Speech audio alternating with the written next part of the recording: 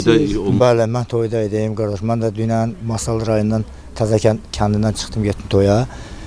Toy qəşəng keçdi, normal idi. Uşaq gəldi, meydana çıxdı, normal idi. İndi də axşam zəngləşdikdə uşaqlarla dedilər ki, bəs halı pisləşib, xəstəxanaya aparıblar.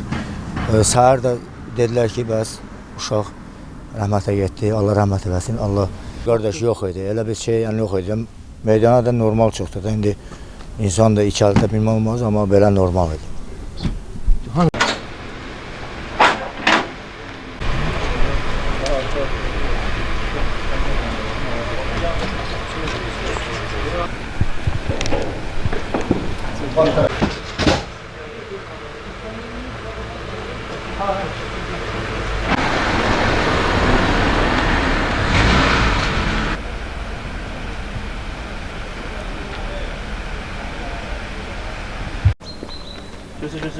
Göster.